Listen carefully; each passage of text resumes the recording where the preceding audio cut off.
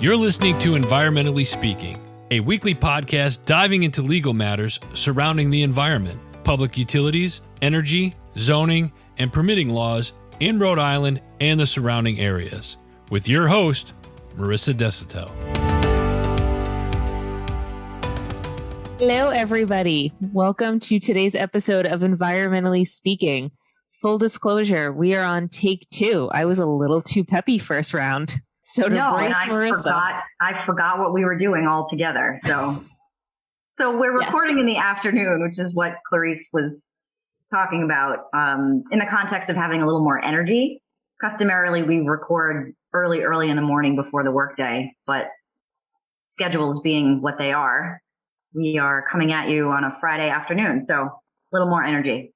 Maybe that's why we record in the morning too. Maybe I'm just a little too peppy to be an afternoon recorder. We'll have to see how this goes over. Folks might be less inclined to deal with us in this. A little too happy in the morning. I don't know how I feel about afternoon Clarice. She's a whole new level. How much coffee have you had? I don't want to talk about how much I've had. That's fine. Yeah, plenty. Moving on. If there's a shortage, I'm sorry. So this is Environmentally Speaking. I am Marisa Desitel, an environmental attorney with a few decades of experience. And I am Clarice, coming at you with your questions, comments, topics, and extra espresso today. And today I wanted to talk about carbon footprint. I was thinking of different ideas and things we could talk about. And I was listening to a podcast not too long ago. It was This American Life. If you haven't listened to it, it's a staple and a classic. But there was this story about a man who had decided to dedicate his life to living carbon neutral and having an almost zero footprint. And in this story, it talked about his relationships with his family members and other people kind of reacting to his lifestyle. And he had promised to change his diet completely. He had promised to never travel on a plane again. And it just got me thinking, he was making all of these drastic changes. And yet I don't fully grasp what a carbon footprint is and what living carbon neutral is. And I think if we had a better understanding of that, maybe I can't promise I'll never go on a plane again, but maybe there are some small tweaks that we could all make to be a lighter footprint. Yes, a great topic. And I think it dovetails nicely, with the Rhode Island governor's budget that just came out yesterday, which contemplates various ways in which the state and its residents can also decrease their carbon footprint. So what is a carbon footprint? I'm sure I think everyone has probably at least heard that term before, but what does it actually mean? So every creature, living thing, for the most part, on the planet creates emissions. And we've all heard about agriculture as being, I don't know why I keep saying we've all heard about, and I hope we all know. No, most people don't know. That's why we're doing this podcast. So let me back up. In case you don't know, methane and carbon emissions are a big issue for everyone on the planet because they result in greenhouse gas increases, which then contributes to warming of the planet as a result of our atmosphere warming up. So it's a major problem. The sources of emissions that the carbon footprint contemplates includes airplane travel, as you just indicated, because of the emissions that come from airplanes. What food source you are using. If you are consuming meat, you are then supporting an industry that allows for methane emissions from cows. Other sources of emissions, the car that you drive, whether or not you live in a house or an apartment. So these are considerations where if you are looking to be carbon neutral, you would take a look at the way you're living, your lifestyle, and determine whether or not you could make changes to your lifestyle or daily activity that would result in less emissions. So by nature, we're just in terms of diet, daily life, everyday functioning, carbon emissions are in our footprint is kind of built into that. So it's something that's kind of always happening, much like how we are always going to work or, eating, or, it's happening alongside all of our constant activities. It started happening as a result of the Industrial Revolution with the advent of the combustion engine, commercial manufacturing, cars, airplanes, things that represented progress to humanity. I've talked about human overpopulation before. That is also the foundation for increased greenhouse gases on the planet. There's more people, there's more activity. And now with the Industrial Revolution, there's more opportunity for emissions to occur. You said that the governor's new budget, or budget adjustment maybe, talked a little bit about the carbon footprint and moving towards more carbon conscious steps. Do you happen to know what some of those are, or things that were highlighted? I do. Like I said, it just came out yesterday, so everyone's still digesting it to a certain extent. It's fresh. But what's that? It's fresh. I said it's fresh. It's fresh. It was actually published. The press release was published on Wednesday, January 19th of 2022, but really hit the front pages, and everyone started discussing it yesterday afternoon. So in my world anyway.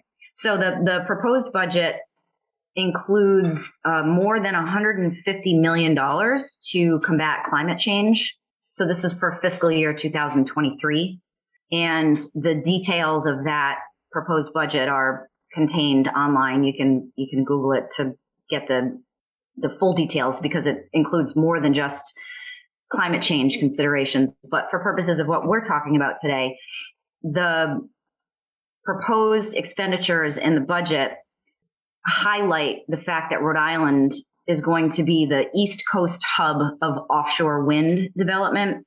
I don't think we've done a podcast on that yet, but offshore wind is a hotly contested source of renewable energy, which I won't get into, but the governor is using it as a platform to invest more in the infrastructure here in Rhode Island. He also is proposing to transform the heating sector, provide more electrification of transportation, electric vehicles. There's a focus on municipal resiliency as a result of climate change, conservation of forests, which we've talked about in another podcast, as well as providing more funding to something called the state's Executive Climate Change Coordinating Council, or the EC4 is the acronym for it. The EC4 has been in existence for a little while now, but in my opinion, was never provided enough funding to have teeth to promote change in the state. So the thought here is that providing more funding to that council will assist with reduction of greenhouse gas emissions and assist the state with the effects of climate change. So that's a very high level overview. If any of that sounded interesting to you, Clarice, let me know and I can talk about it a little more. Like you said, because it came out so recently, and it's talking largely on some goals, I'd be interested to see in follow up what are tangible steps, or, does this budget discuss any sort of tangible steps to get closer to those goals versus, by year whatever, 2024, we're going to have X amount of electric cars. Do you know if it goes into, I haven't reviewed it yet, do you know if it goes into detail on some of these steps towards conservation and extra funding and things? Yeah, so the electric vehicle concept and initiative is a good place to start, because you just mentioned it. The state of Rhode Island has an agency called the Office of Energy Resources and the Department of Environmental Management that we've talked about before. Those are two agencies that are discussed quite a bit in the governor's budget as being for lack of a better word, the vehicle by which the EV program, the electric vehicle program, and the electric heat pump program are going to be vehicle and driven. I'm a cliche kind of girl today. Right on theme. So there is proposed a $23 million expenditure with federal and state funding to expand the already existing network for electric vehicle charging stations. And that program will be managed by both the Office of Energy Resources and the Department of Transportation with the Department of Environmental Management. Have you seen in Rhode Island the designated parking spaces or separate infrastructure that is meant to provide electric charging for electric vehicles? I haven't yet seen it in Rhode Island. Truth be told, since I'm working from home right now, I haven't seen much of anything outside of my house. Yeah. But I did start to see in Massachusetts, a lot of Targets have started adding specific charging port stations. So I'm definitely seeing there's more access to these charging statements. Or parking spaces. There's more availability. Now that I think about it, I think maybe in the Providence Place Mall, they might have added a few. So they're definitely starting to pop up where I think 2-3 years ago, I didn't see them at all. Yeah. I also wasn't looking for them, but it's, now I don't have to look and they're just there. Yep. The Public Utilities Commission building in Warwick on Jefferson Boulevard is a dedicated EV charging station. They have multiple options. There's always seems to be availability when I'm there to charge your electric vehicle. And I was just at a business event yesterday at a hotel in Newport where they had built in a few electric vehicle charging stations into the parking lot associated with the hotel. So that was new. I hadn't seen that yet in Rhode Island. And very cool. What was the other thought? On top of the other solitary or isolated EV charging stations that exist, I think we can anticipate seeing a lot more of those being built in 2023. So it's still a year off, but some of those contracts, because the state's going to have to hire companies to come in and actually retrofit and build these stations. Mm-hmm. So you might see some movement with respect to the request for a proposal. Yeah, and to get all of these stations out and to make sure that there is adequate access to promote having more electric cars, a year really isn't a ton of time to put those out there. So I think if you think about it, especially in New England, how we have that lovely cold season where it's hard to build, you're already less than a year. We're in it right now. I'm freezing today. So cold. Yeah. It's not good. No. And we know reliance on fossil fuels to heat your house is no longer a viable option. So there is consideration in the proposed budget for electric heat pumps, which are a better renewable energy source than your customary or traditional fossil fuels. That'll be a cool change moving forward to see how popular those become if this push really promotes them. So that'd be a positive change. And I think one thing too, thinking about, heating and fossil fuels and all of that, I know we get, I think every quarter, a heating statement that tells us how energy efficient our home is. Yep. We get it for electric, we get it for heat. And the cool thing is you get to see where you are in your neighborhood. So you get to, it is. It is like every time we get it, we'll look around and we're like, all right, what light bulbs didn't we change out? Or, how can we adjust the heat? Yep. And we've moved from when we first moved into the home being kind of middle of the pack to starting to get towards the lower side. Yep. And I just feel a little bit more superior when I go get the mail now. Good for you. You look around the neighborhood. Yeah. I'm a winner. I look at all the other houses and I was like, please. Nothing on this efficiency. That's great. Oh, and as another very exciting piece of news as part of the governor's budget and unrelated to climate change and carbon footprint, the governor is proposing, very important, probably the most important thing that we're talking about today. The governor is proposing to continue allowing restaurants and brew pubs to sell alcoholic beverages with takeout. Yes. So you do not have to drink and drive. You can have your drink driven to you. It's true.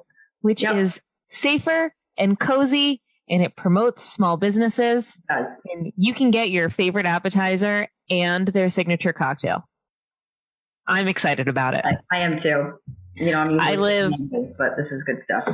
I live right on the Rhode Island line. So there's a couple of restaurants that can still cross over into Mass and make those deliveries. Excellent. I get to benefit from it. I'm very pleased. I think some of the takeaways from this are carbon emissions and carbon footprint have become kind of part of it's just part of the zeitgeist now. It's something that we're talking about. It's something that we're constantly considering. But I don't often see enough education about it. So, this podcast might be a good jumping off point to start thinking about what emissions are and what are things in your life that can be affecting, how big of a footprint you're leaving behind. And maybe it can encourage small changes along your research. Maybe instead of getting an order shipped immediately in 3 separate packages, it might be nice just to ask them to wait to have the whole order in 1 box. First off, it's less boxes to break down, and it's too cold to be out by the recycling, breaking down your boxes. And 2, it saves a little bit. Or like I said before, change out some light bulbs. Maybe turn the heat down when you're not in the home. As long as you're not letting your pipes freeze or have pets that need to be extra cozy. Just small things to consider. Clarice, can you also mention what's happening next week? Yes. So next week we are very excited and slightly anxious. We are going to be guests. I'm going to say I'm slightly anxious. Yeah. A big podcast. We are going to be featured as guests on Story Walking Radio Hour. So we are going to be meeting with Wendy next week to record. And in the coming weeks, we will be sharing that episode. So her episode will feature on this podcast, Environmentally Speaking. So you'll get to hear about Story Walking Radio Hour, what Wendy's working on. She is an environmentally based podcast. And I believe this month she's focusing on jobs in the environmental field. So one of that field obviously is environmental law. So she's going to be kind of poking Marissa's brain for some interests about the legal stuff. I'm just going to hang around in the background. I'm going to have fun. And we will share it with you guys. So, in the coming weeks, we are going to have a different structured episode, but we are very excited to share what Wendy's working on and to be a part of that. And in the meantime, you all know what to do. You know this spiel by now. Hit us up on Instagram. Send us a DM on topics that you'd want to hear. Reach out to us at help@desitel.esq.com. Send us some ideas. Send them some stuff you'd like to hear about. We would love if you shared and tagged some ways you're reducing your carbon footprint. I want to be nosy. I want to see what you're doing. Maybe I could take those ideas and put them in my own life. And on that, great. Happy Friday afternoon. Happy Friday.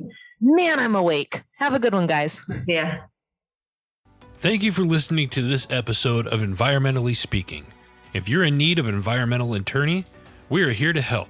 Call us at 401-477-0023 or visit our website at www.desitelllaw.com. That's www.desautellaw.com.